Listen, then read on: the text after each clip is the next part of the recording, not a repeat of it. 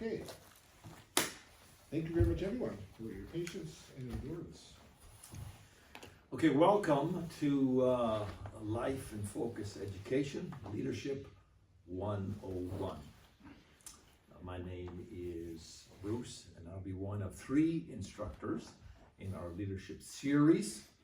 And in these series that we're going to have, today being the first one of 6 lessons, it's nigh unto impossible to cover all the subjects that need to be covered within leadership.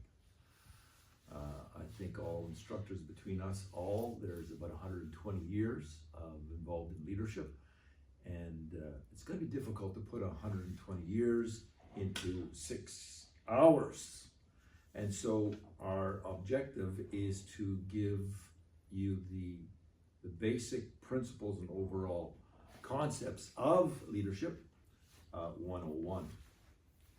So while we as we start here, I'd like us to introduce ourselves, give your name, and answer the question, what would you like to get out of this lesson and course? Your name, what would you like to get out of Leadership 101? So let's start. I'm Brianna, and what I want to gain from this leadership class is to possibly run my own business, but also just learn how to be a good leader. Excellent. Yeah. My name is Bill. What I want to get out of this is an understanding of collectively how everybody else leads. Good. Larry, and I think I want a more current grasp on maybe leadership styles. Good.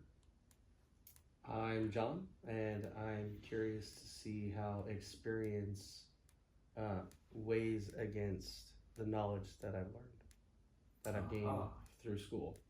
Gotcha. The way the theory works and the way the practical works. Right. Okay. Theory versus practice. And experience. Excellent. And I'm Mel, and I'm thinking synergy, Synergy. in that everybody has something to bring to the table. Yeah. And while you can go to a lot of leadership classes, this group has never assembled before. And so therefore we'll come up with something unique. And I'd like to find out what that is and how I could put it to practical use during retirement. Excellent. There are many aspects of leadership, and our objective in each session, not only to give you information, but within each session we want to give you several takeaways. There may be lots of information, but in practicality, at least 1 or 2 takeaways that you can grasp and that you could begin to work on and exercise. And so I'm going to start with the beginning of our session today on the subject of the philosophy of leadership. Of course, each subject that our instructors have, you can spend obviously hours and hours. And so we're going to simplify it, give you the bird's eye view and perspective so that you get an idea. Now, if we go on to Leadership 202, that would be more advanced, but we'll give you enough to think on. So I want to start, and I want to give away right now, let's see, I want to give away $10. My wife could use that. I want to give away $10. Who would like to have $10? Give it to John, you're Brianna. the closest. See what Brianna happens. needs the See what 10. happens Come on. with that. Grab that. See if 10 this is bucks. a trick. I think he wants you to Okay, take I'm it. giving away $10. The test. Yeah, what's it cost? I'm giving away $10. That's what I want to do right now. I'm giving away $10 right now. What do we have to do to get that? I'm giving it away Yeah, $10 have it. right now. Of course, the only thing you can do is take it, so I'll have to satisfy your.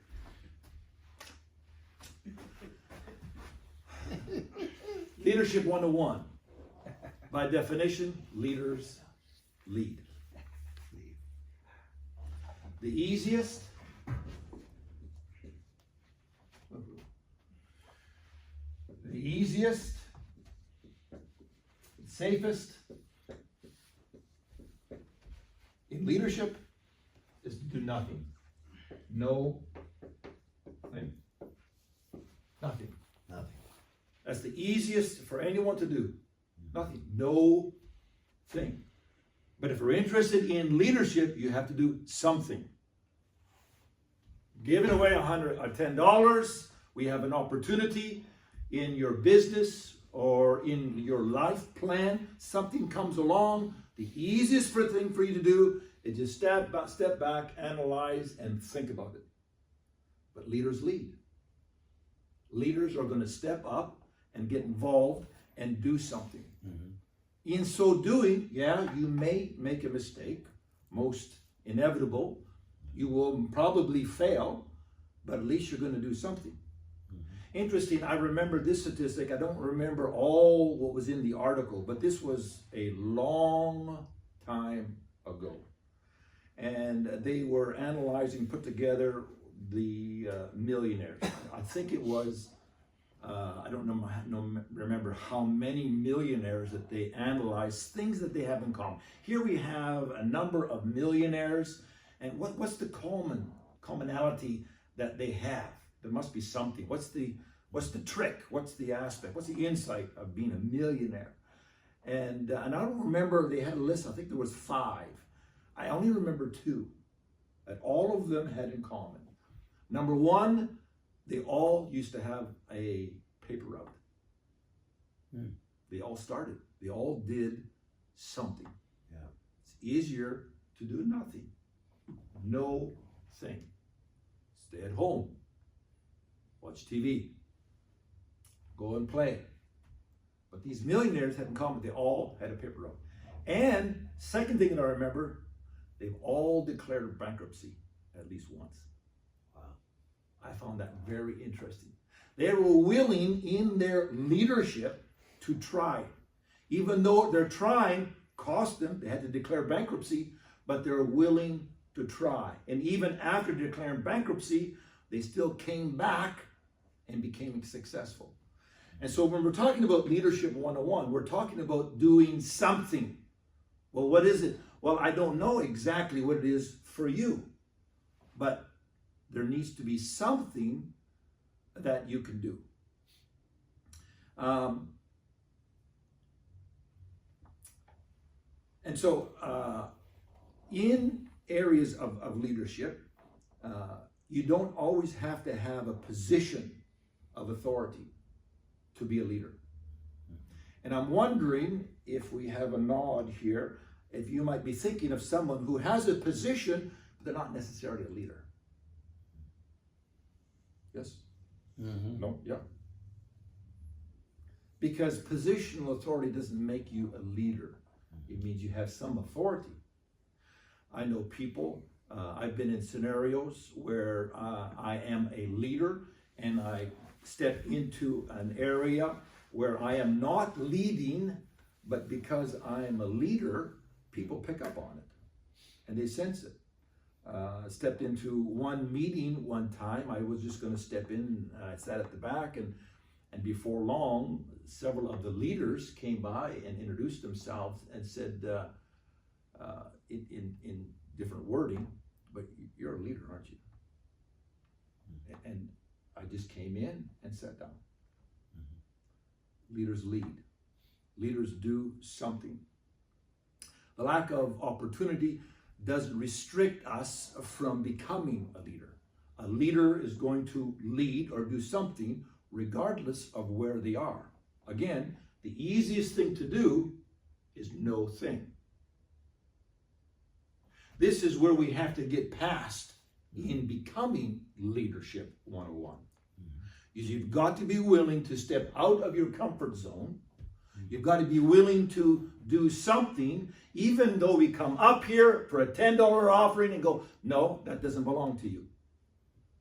Well, then you go and sit down. You haven't lost anything, but you've learned experience. In this scenario, I don't step out. This scenario, I do step out. However, in this scenario, not only did I step out, but I got $10. Nice word. Hallelujah. And you all didn't get anything except learned when there's an opportunity, we need to step in. Yeah.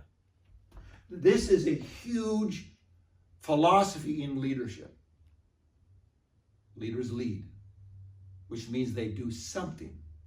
Even though it's a new surrounding, they're unfamiliar with the dynamics of this particular situation that they find themselves in, but they're willing to step forward and say, I'll try, or I'll exercise myself. Part of that was maybe it was rooted in me from my brother when I was just a young lad. I think it was grade 1. It was very young. I was very young. And I don't remember the circumstances of the conversation, but he said, you have to remember that when you're in school and in class and you have a question, chances are if you have a question, there's a lot of other people that have a question too, but no one's willing to put their hand up. No one was willing to do something. They would all rather do nothing. And he said, if you put your hand up, you're going to learn faster, and it's going to help you be a strong person, individual. I'm not sure if you use the word leader. And so I learned if I had a question, and if you give me an inch, I will ask a million questions. I can be a little bit foreboding that way. But I'm going to ask the question, what about this? What about that? Because I'm trying to learn, and I'm trying to ascertain different scenarios and circumstances. In so learning, we can't make excuses for ourselves or others. Well, I know you're offering $10, but I just had so much on my mind. Or, I just wasn't sure what other people would say if I was to step up, and what happens if I'm wrong. And so again, the easiest thing is to do nothing. And secondly, I suppose that one of the easiest things is to blame somebody else. And herein lieth my Father. When you point the finger and you're going to blame, remember that there are 3 fingers pointing back at you. So we have to take responsibility. A leader is going to take responsibility. And so the 2 aspects, very simplistically, regarding the philosophy of leadership, and that is, first of all, leaders lead. And secondly, leadership is influence. Leadership is influence. You can't influence people if you don't connect with people. Okay? If you don't connect with people.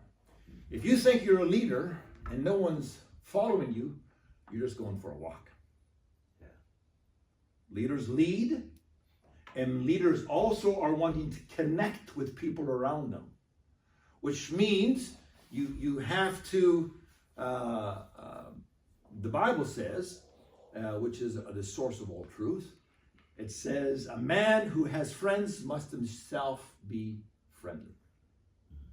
You have to be a friend in order to have a friend. So going back to when I was young, everyone else has questions, but I'm going to be the one who puts my hand up. And everyone else is probably be a little bit awkward in a new school, a new class, a new job, new situation. Everyone's feeling it, so not only am I feeling it, chances are they're feeling it. And so I'm going to lead, I'm going to get out of my comfort zone, and I'm going to connect with people. Because I want them to connect with me. You get the picture. I was reminded of Nike's mono slogan. What's Nike's known for? Just do it. Just do it. Leadership 101. Just do it. Whatever your hand finds to do, do it. Do something. The easiest thing is to do Nothing. nothing. But again, if we want to move into leadership, we have to do something. Leaders lead. And secondly, leadership is influence. So how can I be of influence with people if I don't connect with people? And if I'm not connected with people, then I have to ask, because I am a leader, I need to change my perspective and go outside of my comfort zone and learn and develop in my people skills. Okay? Now, my background being German, Russian, Jewish, which is quite a connection, but my German, Russian, I've got this jaw that I can just stand there and people think that I'm just a mean guy. I always have fun trying to get people to guess, what do you think my profession is? And most often they will say, police officer. Are you FBI? Yeah. And so I've had to learn how to smile. Smile. Yeah. Because I come across as very stern. Well, I'm not trying to be stern. I want to connect with people. I want to influence people because that's part of leadership. And so if I want to be in leadership, I'm going to lead, which means I've got to do something. And then I've got to get out of my own comfort zone and I've got to learn how to connect with people. And you can't connect with people if you're not friendly or like people, which means then you've got to deal with other issues in your heart and mind and change your perspective. These are not my enemy. These aren't bad, terrible people. I don't know anything about them yet. So I want to get to know them. So I've got to go out of my comfort zone, and maybe I'm the first one. I'm waiting for them to introduce themselves to me because I'm the new person on the job. But maybe I need to go to them, introduce myself. Again, the Bible is the source of all truth. And if you want to have friends, you have to be friendly, which means you have to smile. And so sometimes, and again, I don't want to get too sidetracked with them talking about the philosophy of leadership. And I've always threatened in different scenarios to have, those big mirrors, wall mirrors, big mirrors that people have to see what they look like. Sometimes I would like to take that and just in a mall and just say, excuse me, man, do you know what you look like? Because you know what? You could be the sweetest person. You could be a kind, greatest gentleman. But if you're walking down the mall and you're looking like misery blown over, you're not going to attract. You see what I'm saying? Yeah. So leaders lead, and leadership is influence. And I'm not going to influence people if they want to stay away. They take one look at you and they go, ooh, they go around this person. So I want to exude friendliness and kindness, warmth. I want to allow my personality and my personhood to be such that you would want to come and talk to me. And if I come and talk to you, you're not going to think that I'm an axe murderer because I'm friendly. So I want to ask a question and for your takeaway. In your scenario, your job, home life, situation, whatever it might be, what is one thing that you can do that would help you be more of an influencer or help you to connect with people? We're talking about influence, which means connecting with people. So what's one thing that you can do that would help, that would encourage, that would be a first step for you or a second step for you to help you to connect with people? You can't influence people if you're not connected to people. Are we raising our hand? Yeah. I think a person has to be aware if there's gonna be other people involved, you can't just be self-aware. Yeah. You have to be aware and genuinely interested in the other people involved. Yes. Which connects. Which If my focus is only self-interest, me, and I'm only thinking about me, there isn't going to be a connection. There may be a follow, but there's no connection, and that's not really being a leader, I don't think. Okay, so with that in mind, if we're thinking about me, Yeah. is that a leader? No. We're talking about the philosophy of leadership. If we're consumed with me, myself, and I, my fears, my inhibitions, maybe we need to work on the philosophy of leadership and realize I got to get past this obstacle. This is holding me back Right. because I'm not able to be the leader that I want to be. So I've got to change my thinking and stop being focused on me. Correct. Because leadership is influence. How can I connect with people if I'm so self-absorbed with me? Okay? Now, I have yet to see very few leaders who, if they're going to be in front of people or in aspects of different leadership, that they don't have second guesses or they're a little bit nervous. Matter of fact, if you're not nervous, then there's another problem or situation. Okay? Because there are people involved. There's influence involved. So you want, and a leader is cognizant of not being not trying to lead someone astray or cause negative effects because of their leadership and get fired. Okay? So, thank you. Someone else, one thing that you can do. I figured I better grab it before someone took my thought. Yeah. And then I gotta come up with another one. It's similar to what Bishop has to say, and that is anytime as a leader, when you go into a meeting, you go into somebody's office, you go to talk to somebody about something, try to add value. Excellent. And so often, when here comes the manager, and what does he want? And you go into a meeting, what are you trying to get out of this meeting? It's like, even for, my project, I've got to make sure my project is successful. And so I'm going to climb over the top of other people's agendas and schedules and budgets and all of that. And you get that reputation, you're going to be playing all by yourself. Right. And so add value. You've got to be seen as somebody that adds value everywhere and at every time. Okay, so we talked about connecting and leadership as influence. And Mel's first comment is add value. So how can you add value to the workspace or your group if you're self-absorbed? It's serving others. You have to go outside yourself. Yeah. How can I add? How can I connect, or how can I influence this group in a positive way? What can I contribute?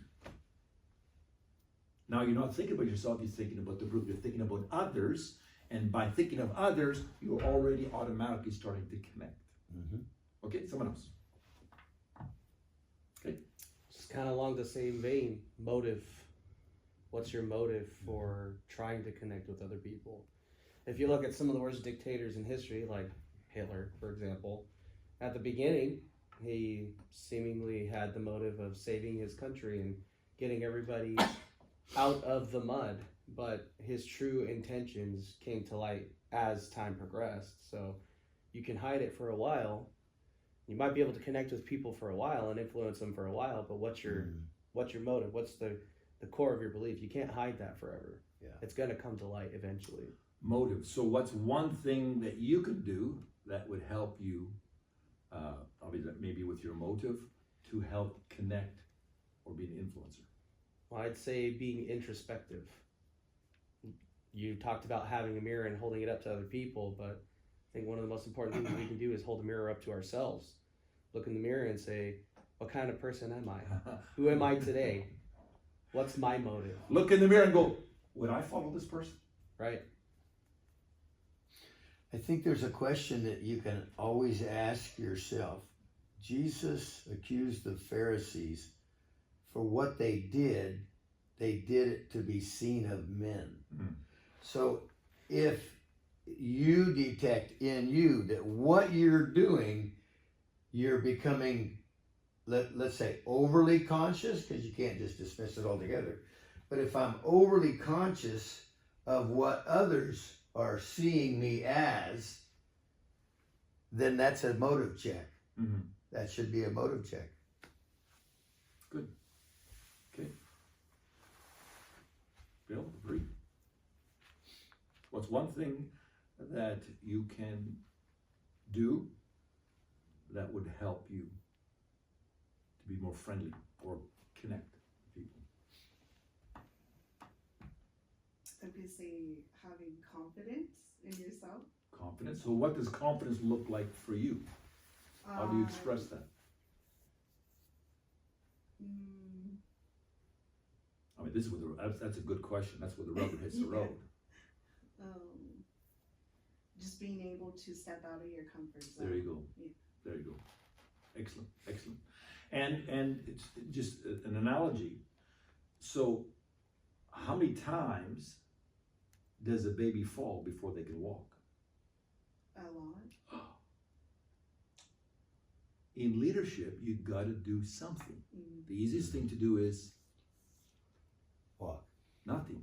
Oh, nothing. The easiest thing to do is nothing. And so a child hasn't been programmed. We've been programmed. We've got to stop some programs and realize, hey, I want to walk. I want to be involved in leadership. I want to be what I want to be, and where I'm at now is not where I want to be. So I'm going to step out. I'm going to do something. I'm going to take more initiative, even though it's a little bit uncomfortable, and it might not go over well, but I'm going to try. Mm-hmm. We've got to start somewhere. Bill, anything? I Can I came. jump in on one thing she had to say? Sorry. Can I jump on one Yes, thing she had to absolutely. say? You know, the whole confidence thing, you know, and I totally agree with that. But there's something inside of that balloon, if I can put it that way. You know, and I've seen people that were confident, but it's full of air. Yeah. You know, Yeah. and those people will really disappoint you because, you know, in so many disciplines, and, you know, and I'm thinking for Bill, you know, I've got one for a year, be a subject matter expert. Mm-hmm. You gotta know your stuff. Yeah. You know, and you know, you gotta put in the hard, whatever it takes to know it. So that when you go into a project or a problem, and again, like I said, if you're not in for yourself, you're just trying to add value, but your solutions better work. Your ideas better be right. Your plan better be solid. You know, and you can't just dream that up at the spur of the moment. Right. You know, it's like, well, I don't know what to do. Let's try this. And everybody takes off in the wrong direction. You know, so confidence, absolutely, but that balloon's got to be full of cement or something. Yes, as a leader, and we're going to cover some more of that as far as content and substance. Can I add to that as well? Sure, Rad. So I agree with that. And the realm of you leading a very specific thing, but maybe if you don't have the knowledge of being a subject matter expert in, say, this one field of this group of people that you're leading, you need to at least know who to rely upon, who is the subject matter expert, and not be the smartest person in the room. I don't remember who said it, but if you are the smartest person in the room, you need to get into a different room, or you're not the smartest person in the room. Yeah. Good. So And- just to Excellent. agree That's with an you and excellent then add a little bit leadership. more as well. That's an excellent leadership attribute. You know, and that reminds me, you know, numerous times in my life, I found myself by far not the smartest person in the room. Mm-hmm. And knowing that I had to ask the questions. Yep, yep. And I've advised a lot of times new people when they come into a project or a project or something to tell them, you're gonna have to ask questions. You're gonna have to learn, find out who the experts are, but don't ask the same person over and over again. Spread it out, you know, otherwise, you know, you become a nuisance, you know, and it's like, there's nothing wrong with people knowing that you don't know. Mm-hmm. You know, let that be obvious. But also, by asking smart people and getting good information Yeah. and growing, people will respect you for that. Yes, Absolutely. yes. Maybe not as a leader, but at least not as on the debit side of the equation. I'm going probably into another session, but I'm going to close here because Larry's got to have more to say on another topic. But I think with leadership, understanding leaders lead, and leadership is influence, and in the same vein of what we just recently talked about, leaders and experienced leaders understand that I may not know everything. Mm-hmm. That's why I'm a leader, because I'm going to bring on my team. Mm-hmm. I'm going to connect with others. And so something that a good leader could say with confidence is, I don't know. I'm not sure. Yeah. I'll get back to you on that. Let's practice say, I don't know. I don't know. I don't know. I don't know. I say that a lot. Okay? That's good to learn as a leader. I'm a leader. Yes, but you don't know everything. You're not God. Yeah. And so there's times that I don't know. But I'll check that out. Let me get back to you on that. I want to close with a quote from astronaut Jim Lovell. This was part of the 60s race to the moon. And people were making comments, how fast, from J.F. Kennedy talking about going to the moon at some point, and then how fast that took place. And some made comments as being supernatural or maybe a miracle. And he said one time, it's not a miracle. We just decided to go. Mm-hmm. That's leadership. We just decided, I don't want to sit. I want to get involved. I don't want to be at the back of the class. I'm going to move up. I'm just going to do something. And as I do something, I'm going to learn. I'm going to grow. And I'm going to stay humble. I don't know the answer, but I'm going to find. These are just little steps and takeaways that we can begin the process of becoming what you want to be. And so I'm going to hand this over to Larry now, and he's going to take the next part. Thank you. I really like the attitude of all this atmosphere. While we were talking about that person not being the smartest one in the room, I was reminded of a book that I read by Rudolph Giuliani right after 9/11. It was entitled Leadership.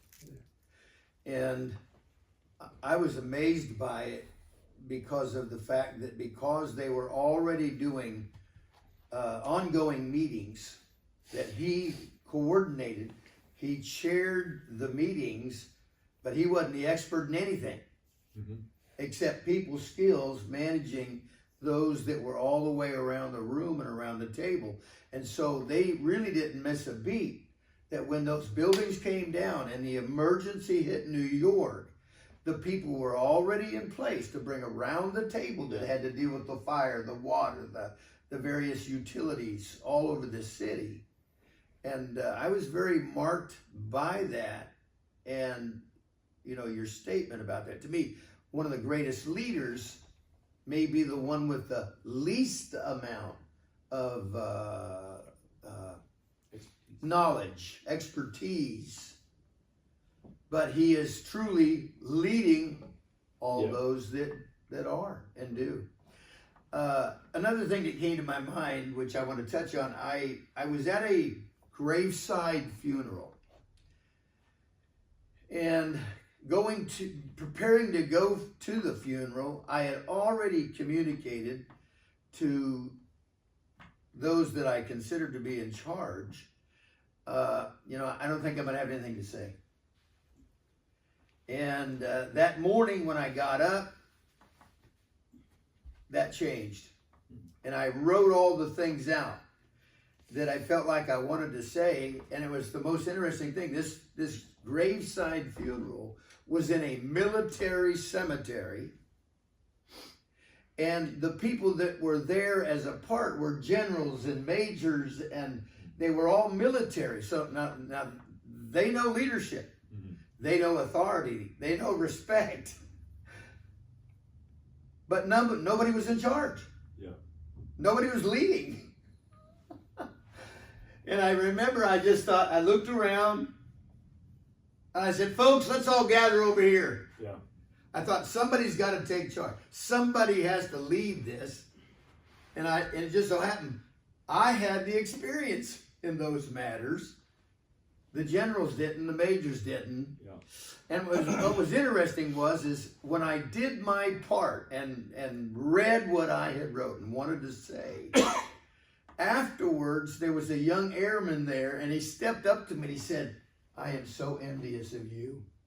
The way you were able to just take charge. Yep.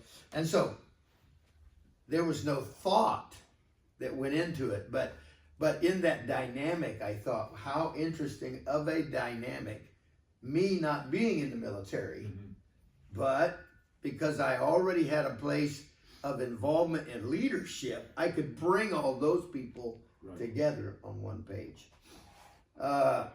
I'm just going to touch on a few things, and what I'm dealing with here is Christian leadership. This isn't necessarily business leadership or family leadership, home leadership. This is centered around Christian leadership.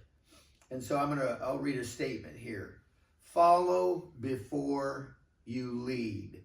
You have got to start out as a good follower and know that dynamic. Be comfortable with that dynamic. I served my first pastor for 14 years. We were involved in every aspect of his ministry. And one time I was sitting on a youth board and they were looking around the room and said, scoot over, when are you going to do something? You know, like, when are you going to leave where you're at and go start something? And I turned and I said, why don't you call Brother Leslie and ask him what I do? Because we had been involved in all aspects of ministry of the church, even though nobody was pointing at us and saying, you're the leader. I think it's important to serve. And really, Brother Leslie, who was a tremendous leader to me, said this: build a broad foundation. Build a broad foundation. He said the guys that shoot up straight, they end up tipping over. Build a broad foundation. Take your time. And so I knew what he was telling me is let time pass and do for, serve the people, but also serve him as a leader. And it would serve me well. I could have done that. I could have continued to do it. Had we not received the call to go to Sunnyside, I was contented just serving Brother Leslie. I loved him. He was my leader, really a second father to me. And to me, that was heaven. That was heaven. But it's good to follow. You have to follow before you lead. Tying in with that is, of course, serve first, which I already said. Serve first. I want to move to a particular portion, and I'm not going to keep you long in this, but to me, this, as I was driving here, became so significant to me because there was a leadership problem, and there was somebody with the wisdom to bring a correction. Exodus 18, I'm going to read to you out of the scripture, Exodus 18 and 15. And Moses said unto his father-in-law, little family dynamic here, because the people come unto me to inquire of God. Moses was pretty self-absorbed in his role, his responsibility in leading all those people, and he had them all coming to him. He was a leader, he was leading, but the management of it all was not positive. And his father-in-law told him, when they have a matter, this is Moses speaking, they come unto me. And I judge between one and another, and I do make them to know the statutes of God and his laws. And Moses' father-in-law said unto him, the thing that thou doest is not good. Jumping down to verse 21, moreover, thou shalt provide, this is now Jethro, his father-in-law, speaking to him. Moreover, thou shalt provide out of all the people able men, such as fear God, men of truth, hating covetousness. Now you see guys these are qualifiers for those who become part of a broader leadership team. And so if a man is aspiring for leadership, in other words, he feels like he wants to become a part of leading, it'd be good to, read down through these portions of scriptures to see, okay, these were the qualities that they were instructed to look for, which if a man was full of himself, then he'd have to check his motive. So, thou shalt provide out of all the people able men, such as fear God, men of truth, hating covetousness, not selfish, and place such over them to be rulers of thousands and rulers of hundreds and rulers of 50s and rulers of 10. What a broad spectrum of leadership. Obviously, having to come to the resolve, all right, I can put you over 1,000, but I can only put you over 50. And through the crowd, having to recognize. Now, that, of course, is a tremendous leadership responsibility. It's just not seeing that everybody's following you. Now it comes down to managing for the go forward and what they use today in the term scale. All right? Let them judge the people at all seasons. And it shall be that every great matter they shall bring unto thee, but every small matter they shall judge. So shall it be easier for thyself, and they shall bear the burden with thee.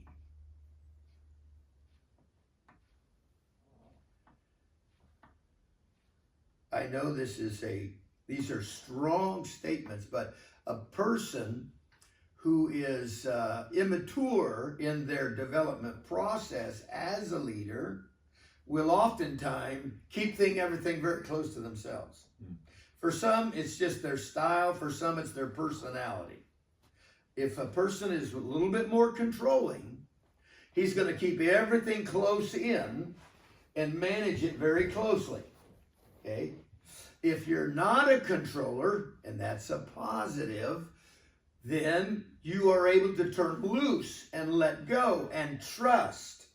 Of course, you got to watch, you got to monitor, there's got to be good communication, but when all of those elements of it come into play, it's easier for all involved, and it can scale.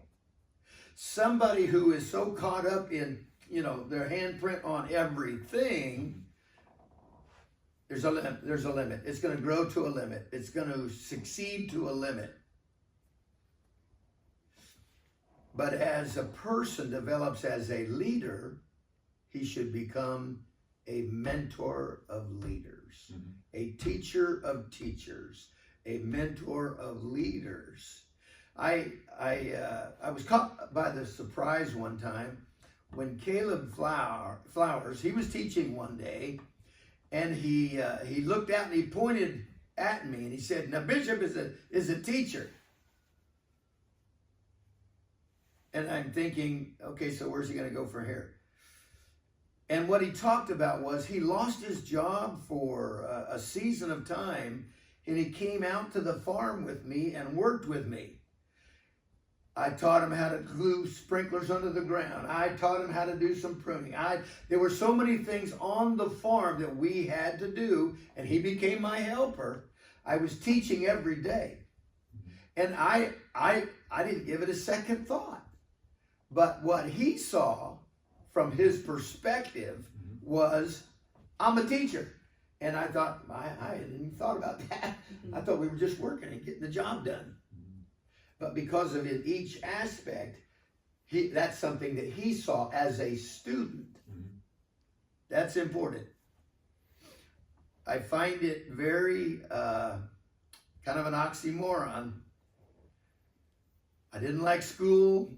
I was a poor student, and I didn't like teachers.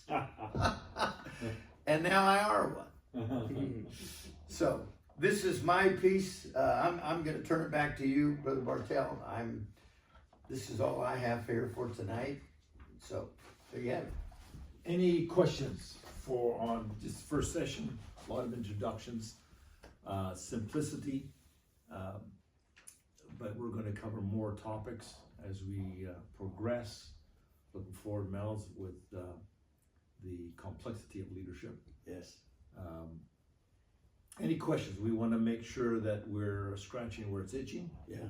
And that we're meeting the needs. Of course, all three of us are available for private conversations because we want to assist in having you stepping into leadership, becoming more involved in leadership, and being what you want to be. And it starts by doing something. Any questions? Comments? Any food? Thanks for coming. Next week, Tuesday, 7 o'clock. And we'll join again. Leadership 101.